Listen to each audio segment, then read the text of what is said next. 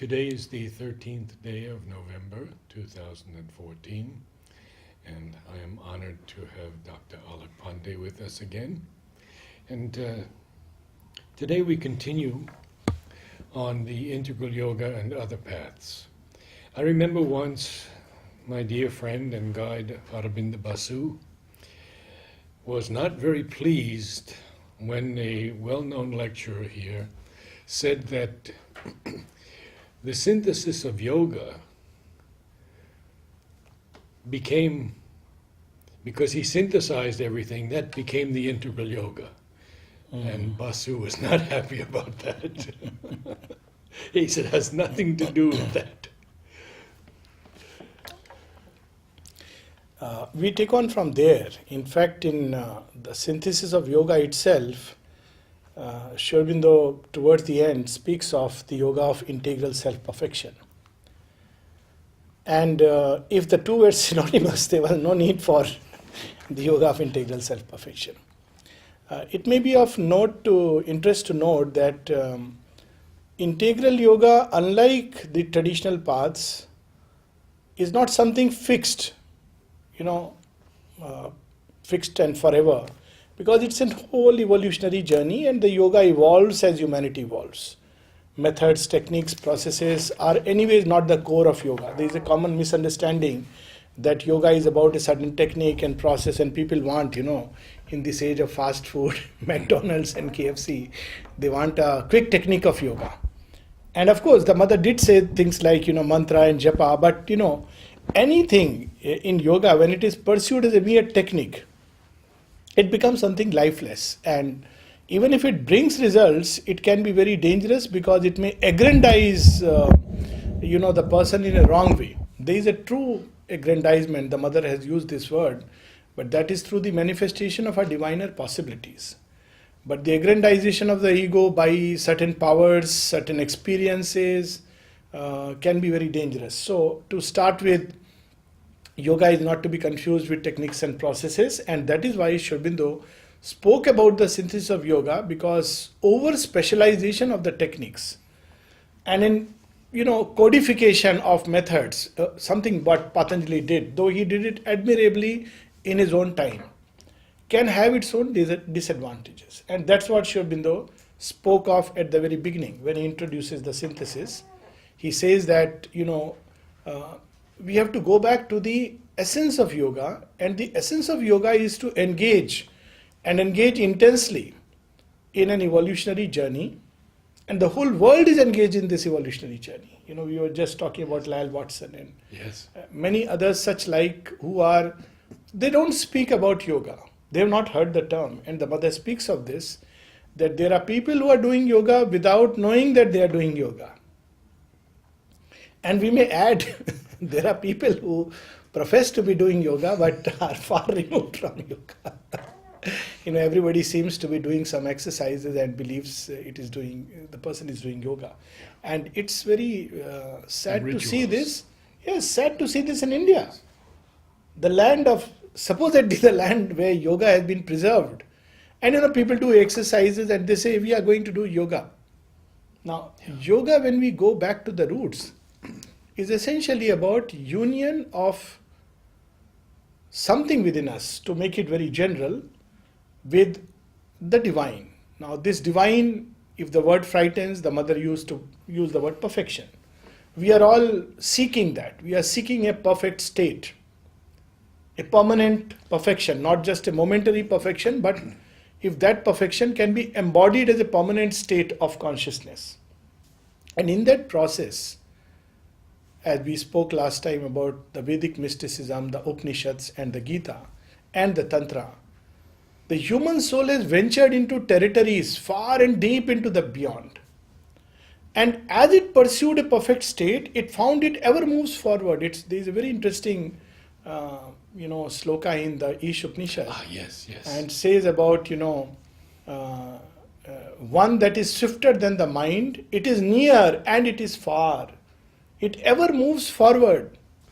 It is ever in front. Ever in front. It moves and it moves Yes, not. it moves and it moves not. It is far from us. Far from us, and it is near us. So, this beauty of this pursuit was that, when people say yoga with a definite starting point and an end point, I have my own terminology for it. I say it's a swimming pool yoga, where there is a fixed technique. You plunge, you learn how to swim, you cover this end to that end, you have the experiences, and you say you are a yogi. But a true yogi becomes more and more like a child. And he can never say, I have become a yogi, because it's a paradox. Yoga is not a dead end. It's like swimming into the sea, the ocean. And where is the beginning and where is the end? Everybody plunges at a point, has a certain experiences of the ocean, uses his own method and believes that that's it. And it's a great error. It's one kind of illusion to which even our spiritual pursuits can be prone to.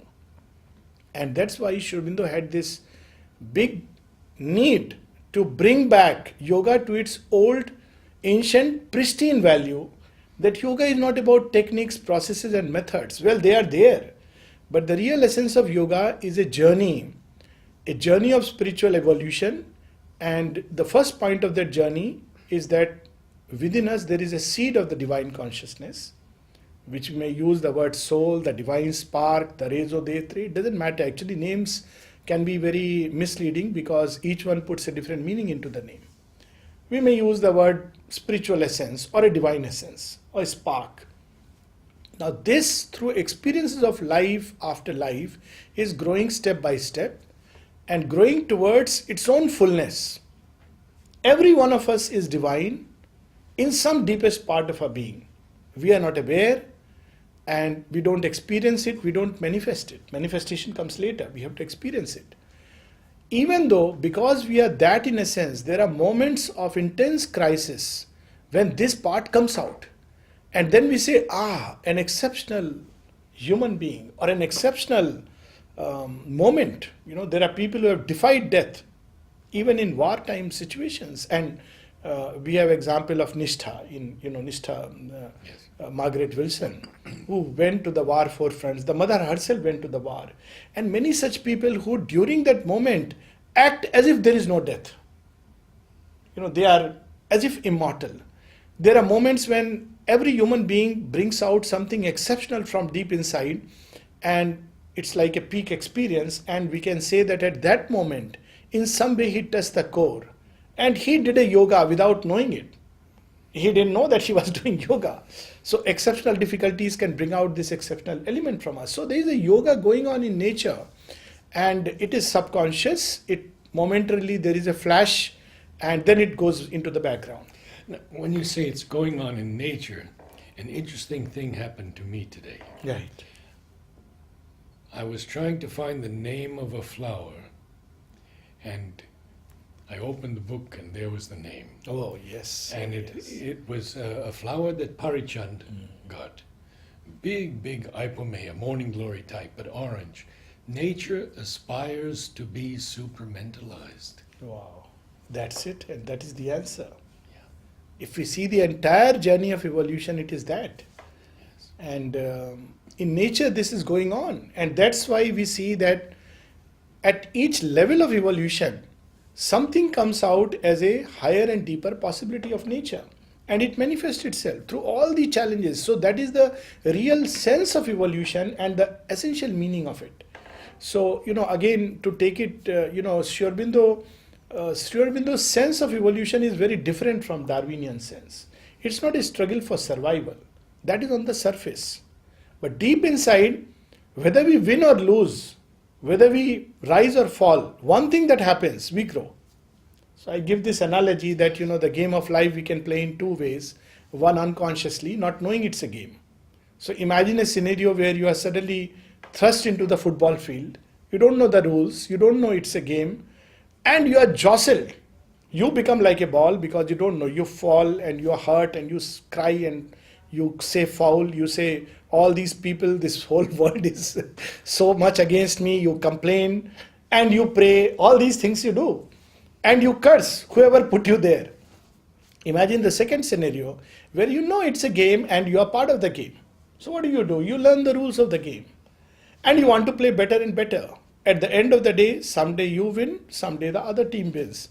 But what happens? Regardless of that, both have grown in strength, in capacity. Now, a footballer has to go through that to grow. It does, so winning and losing, success and failure are not the real issues of life. And that's why the divine does not focus so much on them. He focuses on something else. And that evolution goes on through everything. And that's where the mother's, famous prayer, one of her famous prayers where she says, the words addressed to earth, poor sorrowful earth, each joy and each sorrow, each change of seasons, everything, what seems to thee pleasant and what seems to you painful, everything leads you towards me. So there is a subconscious yoga. We miss the sense because we are focused on the outer appearance, on the winning and the losing of a game, on the reactions of pain and pleasure to the events and circumstances. But if we look within, then we see that inevitably, invariably, the winner and the loser, the saint and the sinner, our definitions, but they're all growing through all the manifold experiences of life. Now, when we understand life like this, then we realize that, well, let me learn the real rules of the game. For instance, there are rules of the game called yagna. Yagna is a rule of the game. When we don't know it, we live only for our ego's sake, we suffer. In fact, the sign of suffering or the degree of suffering is directly in proportion to the ego sense and the ego personality. Egoistic people suffer a lot. They don't realize they not only give suffering to others, they suffer. Because, one thing which doesn't happen according to my wish, I feel, oh, the whole world is bad, God is bad, people around me are bad. So ego leads to suffering, and this suffering comes to liberate us. So, everybody is being pushed. In yoga or conscious yoga, you learn the rules of the game and begin to play according to that. So, every act has to become a consecration. You have to learn to do karmas without focus on the results, because when you focus on the results, you are playing for the ego's sake.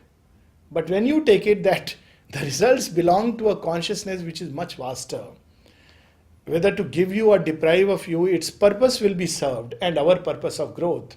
So then we are not focused on the result. We are focused on doing it well as a perfect offering. I think of how Sri Aurobindo lifts us up. Yes. In those lines, even when we fail to look within, Yes. or lie embedded in earthly consciousness, Still we have parts that grow towards the light. Exactly. Not only that, he goes still further in that very, or in the previous chapter, in that very chapter. In that chapter, yeah. In that canto, where he says that even when one falls, this too the supreme diplomat can use. Yes. He makes our fall a means to greater rise. The spirit that bounces back upon life. Now, this is the thing that Sri Aurobindo did through the synthesis. It is not about methods and processes. Very often people say, oh, and mind you, I have heard this again from so-called Pondicherry authorities, that integral yoga is about something for the physical, so you do physical exercises, something for the vitals, so you do pranayama and breathing techniques, something for the mind, so you do meditation, and that becomes integral yoga. And Sri Aurobindo says such a kind of combination of practices alternatively or simultaneously will lead to a confusion and not a synthesis. So through synthesis, it goes back to the essence of what yoga is. And in that, he ultimately reveals to us that yoga is an unfolding of the soul potential. And what is the soul's potential? To realize its divinity. And that's where the integral yoga begins. You discover the divine within. You discover that you are divine. And there are so many paths. We have the path of jnana, the path of karma, bhakti, Gita, Tantra, and many paths which are not traditional. They are not acknowledged as paths. For instance, when Tagore came and Sri Aurobindo says, he is a lone wayfarer on the same path as ours. There are poets, mystic poets, who have simply used poetry as a means of discovering that. Yes. There are people working in a garden who have discovered that same inner knowledge and truth without knowing that they are basically on a great journey of spiritual evolution.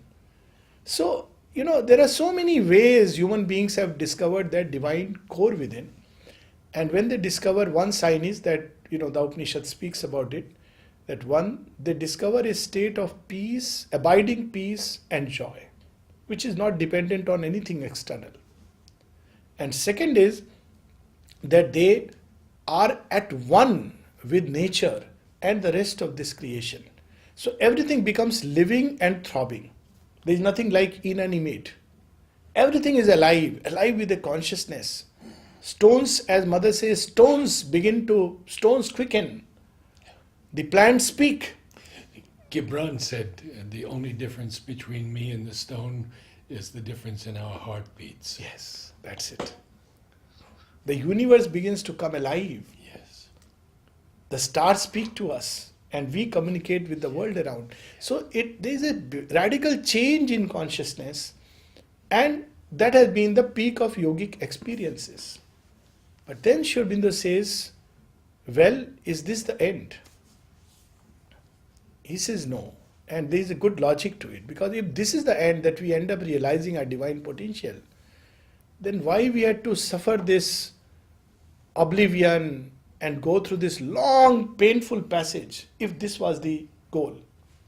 And if this is the goal, then why even think about nature at all? Why not find a way which is shortest possible way? And that's where the Asura uses the shortest possible way. He tortures himself, his body. There are people, you will see in some of these melas in India, these so-called spiritual fairs, which are very far from spiritual, where people will even worship, sadhus rolling in mud, sleeping on nails or thorns. And these mystics have been all over the world. But this is an asuric form of tapasya. This is not denuded nature. Such people will, they will lose all differentiation. They can eat wood. I have seen such people. But this is not what the divine wants. They torture the flesh and nature to a point where eventually the divine element just comes out and escapes, But that's, nature remains a prey to all kinds of forces. So Sri Aurobindo says, well, if realizing the divine is the thing, then what is the difference? So herein he brings in a new sense, a new step in the spiritual evolution, that thus far fine. But something else is required, and that is nature itself. Just as the soul is a seed of the divine, nature also is a diminished form, or a shadow, if we like, of a higher supernature, Shakti, waiting on our peaks. And this too wants to be lifted up. That is why the soul and nature have come together in an intimate union, and that is why it's so difficult to disengage from nature. It sticks. Sri Aurobindo even says that in Savitri, that wherever he is there, she is there. And wherever, it's a state of quietude, nature is there. But lying silently, sleeping on the heart, on the chest. So what about that nature? And that's where the integral yoga comes in, that this nature too has to participate in the yagna, in the great evolutionary adventure, in the perfection of which the soul is capable. And from the synthesis of yoga, we move on to the yoga of integral self-perfection. But even that, Sri Aurobindo gave a method, ways, he gave the principle, he spoke about the Shakti, he spoke about faith, and a movement of the mind, the heart, the very body in participating in the yoga. But how far can these go? By simply the power and tapasya of the soul. Something else was needed. And that is why he also used the word supramental yoga. And the mother cryptically says, and that's something very interesting, she speaks about the fivefold education. And then when it comes to supramental education, she has very few words, but those few words are amazing. She says, unlike these other forms of education, which start from below, the supramental education will start from above. Which means that when supramental consciousness is there, the rules of the game change. Now, very often people feel that whatever is there in the synthesis is the end. No, Sri Aurobindo himself did not do that. when he was asked to revise it, he said, "You want me to come down to that level?" And he was bringing out something much vaster, Savitri. The mother in 60s, she says, when I read all those conversations or when they are told to me, 1929, she says, oh, they belong to a previous era. Why? Because it's an evolutionary yoga. And that's what you will see in the ashram, which many times if people are not able to catch, they can get totally flustered and confused. There was a time when women who came to the ashram, they used to wear a white sari and with a typical Indian way, with a sari covering the head. You'll see those photographs and pictures. And the same Divine Mother, starting from there, made the girls wear shorts. Yeah. And they just couldn't believe that it's the same mother doing it. And they couldn't understand. So there is something required at one stage. And at another stage, when mankind is ready, another law begins to operate, a greater law of freedom and infinity. And today, if somebody were to see, supposing from those days, the person would be absolutely find it very strange. The sadhaks are freely using mobile and technology and computers, and they are bringing in yoga in so many ways. There was one Sunilda with his amazing music. And now so many who are coming up with the new music, it's amazing that the yoga has burst beyond the limited boundaries. So we see that he speaks about supramental yoga also, which will not follow any known conventional ways of yoga. In a yoga of integral self-perfection, we still have, something which is based on the great past spiritual efforts, though it goes far beyond it. Some people will see in it a reflection of the Gita, but it's not true. The integral yoga is not synonymous with the yoga of the Gita, because the aim of the Gita is not transformation of nature, and there is no insistence on Shakti or perfection of nature, which are the goals of the yoga of integral self-perfection. But there is a tendency again, because Sri Aurobindo used the word integral with reference to the Gita, because it's a triple path. It merges in its synthesis, it takes the mind or the capacities of the mind, the heart and the will, or the path of jnana, bhakti and karma, and fuses together. So it's a great synthesis. But it is not the integral yoga of Sri Aurobindo. So we have the integral yoga, then comes the yoga, the supramental yoga. And then, of course, he made it very simple. And he used also a term called the mother's yoga, very simply. So he made it very, very simple for those of us who are, I would say, privileged and fortunate to have faith in this wonderful grace which the Divine Mother embodies and her love. And the mother says that when Satprem asked her, "Mother, how are we to do all this?" She says, "Who is asking you to do this?" Yeah. And we see that from the days of synthesis, where he speaks about faith in the Shakti, later on in the letters he says, "Open to the mother, receive her." And you see, he revolutionized yoga far beyond anything one can imagine. For instance, in traditional yoga, you have a initiation. Why? Because it's a point of entry. But Sri Aurobindo did not make a distinction, that kind of a radical distinction between ordinary life and the spiritual life. It was one continuum. A point comes when the subconscious yoga becomes conscious. Now what is that point? It is not like one moment, but something which keeps growing. So in one of his letters he says, there is no formal initiation in this yoga. So what is the sign? He says, those who are open and receptive, and they progress to that, and they have a call, they are on the path of yoga. Which means he expects humanity to have developed to that extent where it can feel the inner calling. So it's already by this he raises the bar of humanity. Because very often people say, I don't know how to know the call. It means we are not yet sufficiently subjectively conscious. Otherwise one feels the call, one knows it. And so Sri Aurobindo said, well, what do you mean? You feel it or you don't feel it? This was a very beautiful, interesting answer. That there is nothing like how I feel it. You feel it or you don't feel it.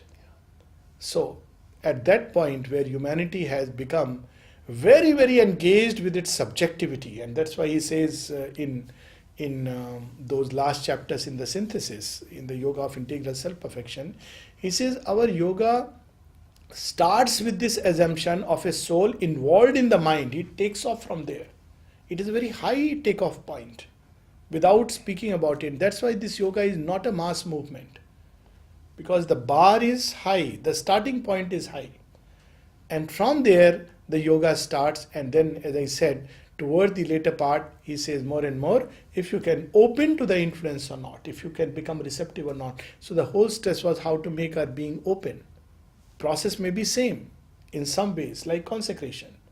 So consecration, remembrance, offering is a way to open. Aspiration, sincerity. Aspiration, sincerity, surrender. Rejection is a way to open. Why? Because there are the animal tracts and the past consciousness which we embody. You see, it's very interesting just to go back one step behind in the evolution. When man came, he disturbed the balance of the animal and the jungle. So what happened? For some time there was a tussle. Eventually, animal recognized that something mysterious in man that made him strangely superior. Without the vitality of the animal, without the vigor and the physique of the animal, without the ability to fly or swim as the animal, and yet he recognized in the human eyes something that could manipulate the world in such a way that he had only one of the two choices: to be domesticated or move far away from the jungle. There were no second choice with the animal world. And this is what we see here again, that another kind of choice that confronts human beings when this, yoga, when we participate in this yoga, that at a point of time we become conscious of all these elements within us, and we have to engage them all in a process of yagna, in a process of consecration, the animal within us and the human within us, this new consciousness which the mother speaks of. And how it does yoga? It takes up the human, it takes up the animal, it takes up all that is below it. And just as human beings humanize the animal in us, this new consciousness will divinize the human in us. So it's a very, very vast and complex yoga. No technique can capture it. So opening to the mother, consecration, remembrance. So there are things which block this journey, and if we reject it, it makes the new consciousness infiltrate deeper and deeper into the subconscious terrains. Now, even if we don't reject, it will do it. But maybe smashing many things on the way. Yeah. And that's painful. That's why rejection, something which is very new in Sri Aurobindo's yoga, because rejection is not being so much talked about. But the mother gives later on a still better process. She says rejection is not easy. So she says offer it. Offer it for transformation. Don't sit over nature in a state of denial.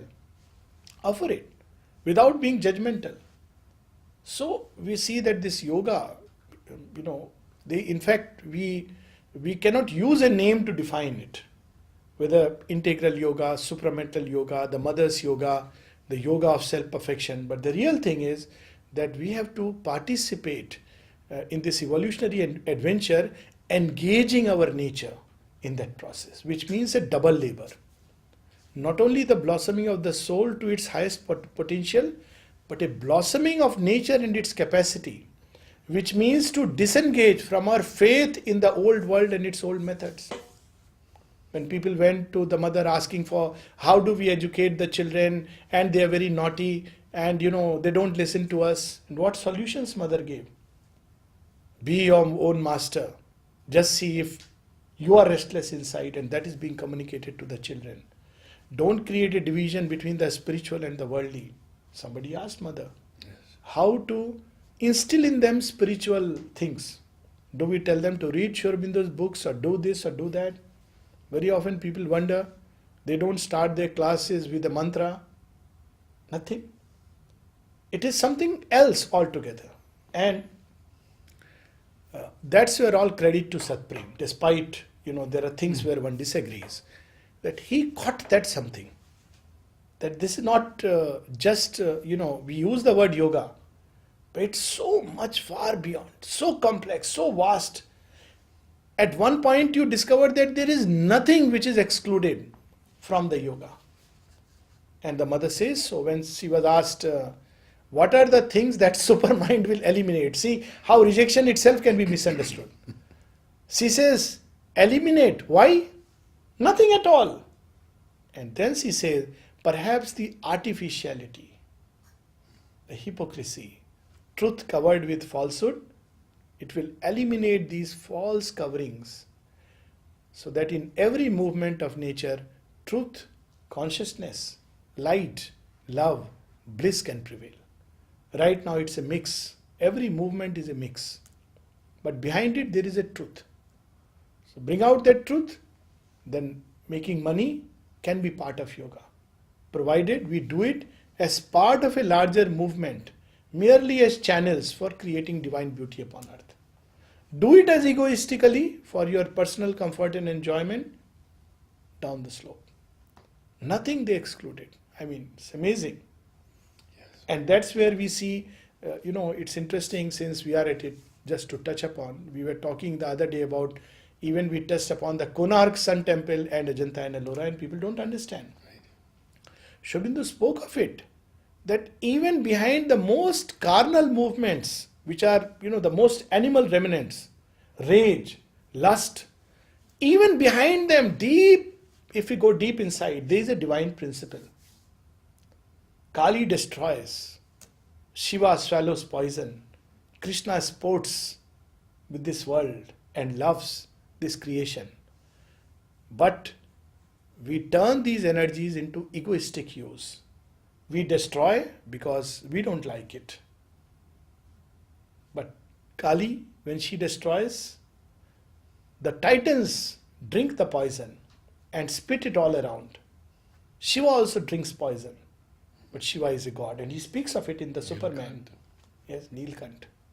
Krishna also sports, loves this creation, embraces it in every which way.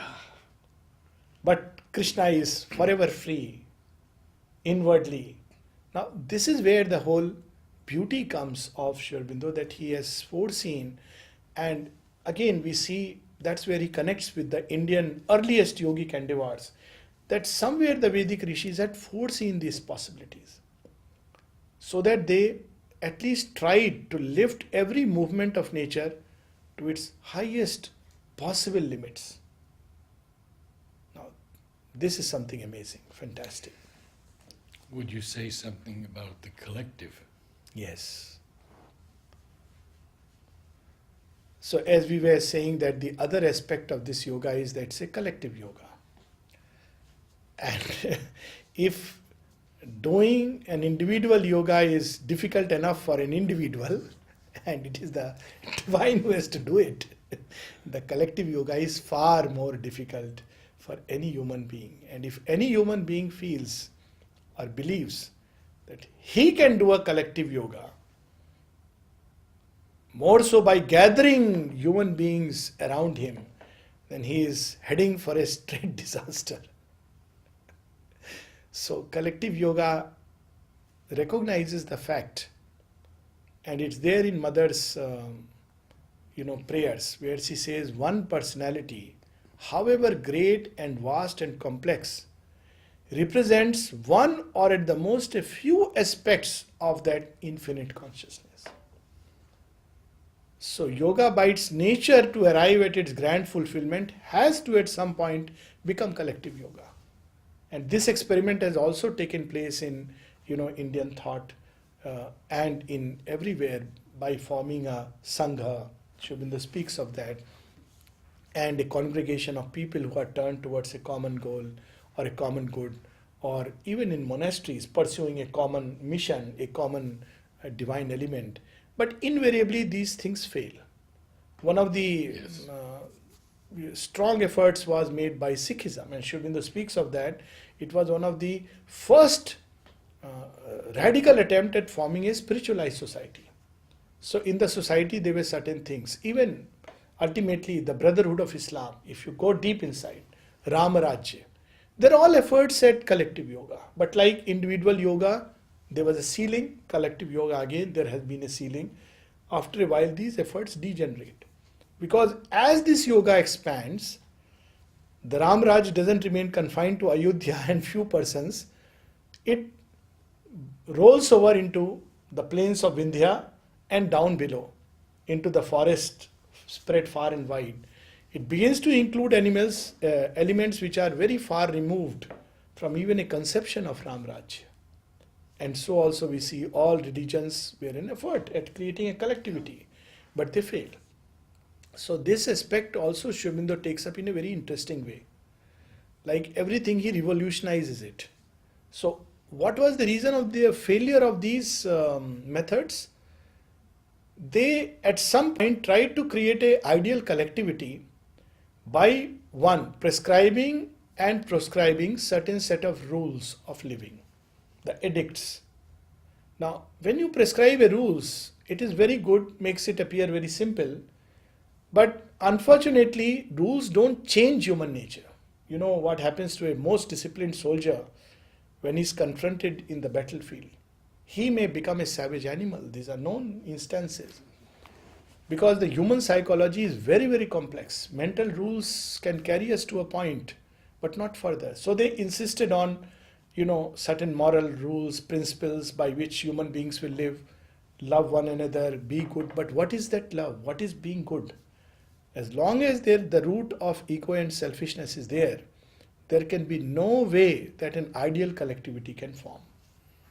And therefore, unless human beings transcend the ego principle, not just in the vertical way, which an individual yoga does, but in a horizontal way, and Sri Aurobindo speaks of it. He says, in our yoga, we get rid of the ego by expanding vast into the cosmic consciousness and beyond. And he gave it as a condition for the supramental yoga. Unlike piercing through and going into the transcendent in a merger. There also you get free from the ego.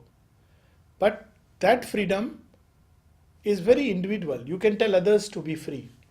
But here you grow wider and wider in an ever widening circle. Yoga may start with one individual and his little nature. But interestingly in this yoga, of course you are very well aware, but all of us, but maybe I'm just sharing something which I'm sure everybody knows by direct experience, that as we grow, on one side the light, peace, strength, beauty, bliss of the divine contact grows. On the other side, we become conscious of terrains of nature which we were not aware. This too is me. And we have to accept it and offer it and wait for its transmutation. As we begin to grow, we begin to see that this me and not me also begins to become blurred. The boundaries begin to melt away. First between us and they, other humans. There are two aspects of ourselves. We can see our reflection. People whom we like, people whom we dislike, people whom we associate with, people who shock us. They are nothing but our own reflections. And then we go beyond humanity and we begin to feel that plants, birds, beasts, they all speak to us. They are so alive that flower on the road begs our attention. We can't crush it. We can't just pass it by without noticing it, at least inwardly communing with it. The rain comes to communicate something that, look, I am there, a guest to your place. Why are you scared? I have come to express my own way of saying bonjour to you. The sky, the sun, they're all friends. And then expanding further, the gods, even the titans knock for deliverance. And then we discover where is the limit of our humanity. It embraces everything. Again, a state foreseen in the Isha. The big problem of that state is that there may be a state of inner confusion if it is not, if along with this widening, the surrender doesn't grow. Because it's difficult enough to manage our small little room of the little ego. Far more difficult when the boundaries, the defining limits of humanity fall away from us. So we have to keep surrendering at each step, become more and more humble. And then we discover that, well, there is a right way that everything has to arrange itself in life according to a divine dispensation, what is called by the Vedic seers as Rit.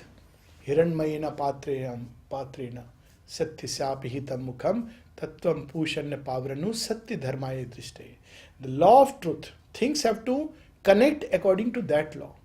Right now it's a law of ignorance. The people in our life, the vocation we are occupying, the place which is there with us, the place where we are living, it's all according to a law of ignorance. It does not even remotely express the divine will, leading to much disorder and confusion in the world. Each individual who escapes this law of ignorance and begins to live by the law of truth, begins to rearrange things automatically by his mere presence.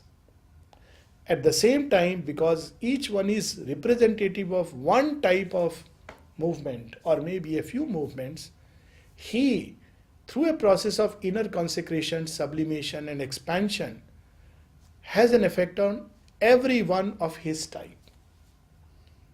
So you see what happened in the ashram. Everyone represented a possibility. Of course, the mother used the word impossibility. Later on she changed, now I won't say that, I will say difficulty.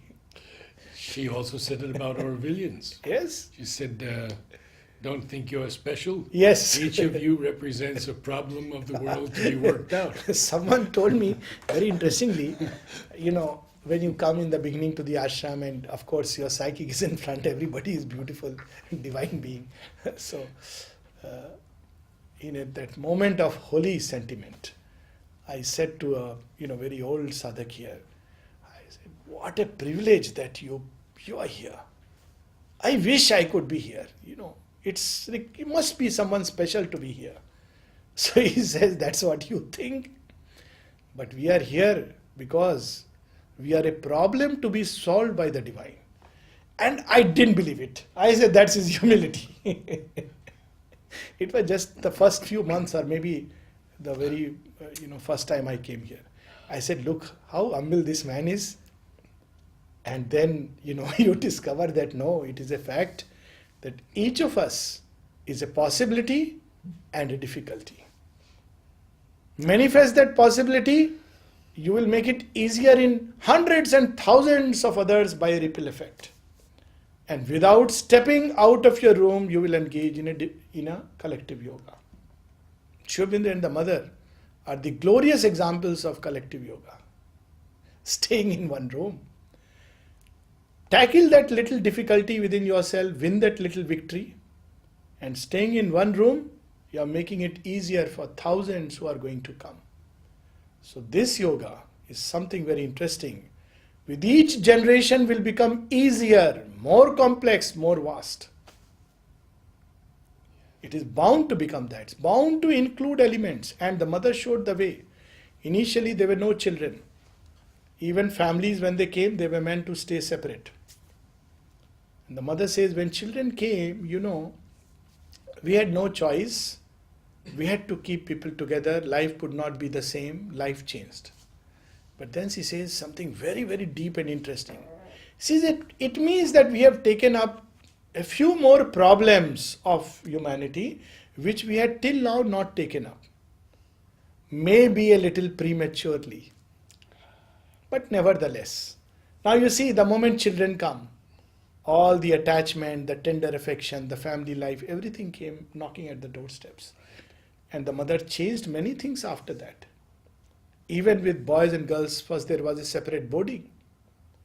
And then how she gradually allowed this freedom to mix. Earlier it was not like a free mix. They couldn't mix freely. Yeah. And slowly, step by step, she made the yoga more and more vast. Post-supramental descent, as if she, in the giant ship Noah's Ark, she has carried every possible possibility, impossibility and section of humanity and animality with her. She made it so vast, complex, that nothing was spared.